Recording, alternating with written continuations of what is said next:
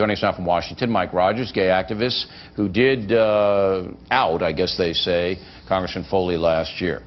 With the LA Times now reporting that Foley took it further than emails with a 21-year-old, and that's legal, I fear that the homosexual community in America is going to be damaged by this whole thing, because people are just going to go, they, in generalizing, can't control themselves, this, that, and the other thing. Is there any danger of that, in your opinion? Right.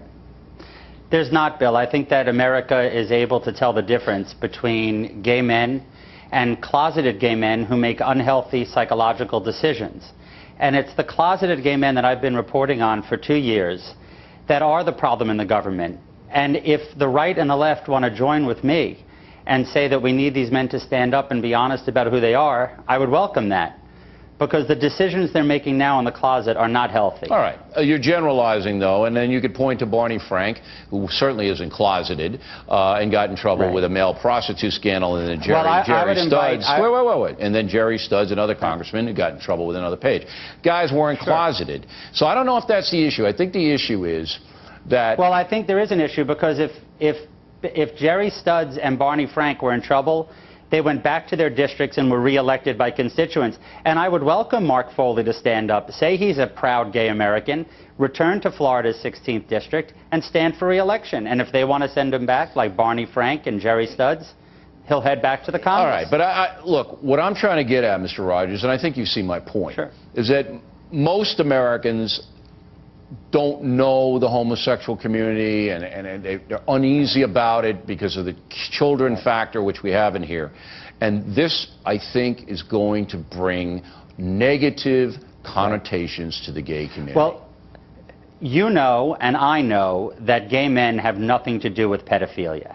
That's absolutely any respectable literature in the country. That? I think that most Americans do believe that. And what I would say is this: if the right wing thinks that homosexuality is tied to pedophilia, which we know is not true, what will they say in the next week or two when I release the names of other closeted gay members of Congress in the Republican Party? Is going to happen. What will their response be? Just the fact that you release the names doesn't really mean anything. If they do something untoward, then it does. But we have a new poll by Newsweek. I don't think that's true. We have some really interesting information. You put it out there. I wouldn't do it if I were you, but you do what you want. Why wouldn't you? Because I don't think it's anybody's business. That's why. But they're anti-gay. They are passing legislation against the community. Then get them on the issues. Get them on the issues. And their hypocrisy. Well. And their hypocrisy. The values voters in America, led by Tony Perkins, James Dobson, that's who Ken Mehlman's counting on to come out to the polls. And they see this. They see Denny Hastert, a former high school teacher, Denny Hastert, a former wrestling coach, and want to know how long did he know, and when did he know it, and what did he know. He said he didn't know anything. He didn't say, well, he told the press conference that he didn't know anything about this kind of a situation, that he heard that there was some inappropriate stuff, but nothing like this.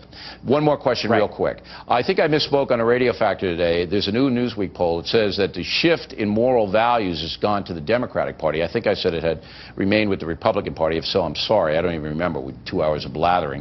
But the Democratic Party seems to have picked up a little bit of moral credibility here. Do you see it that way? Bill, this Congress can't take care of a bunch of 16-year-olds coming here from around the country and being placed in the trust of the Congress.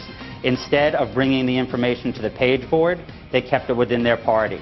The bottom line is, if they can't protect these kids, how can we expect them to protect the moral values that James Dobson and Tony Perkins expect them to protect? All right, Mr. Rogers, thanks very much. We'll be back from Chicago in a moment. Thank you, Bill.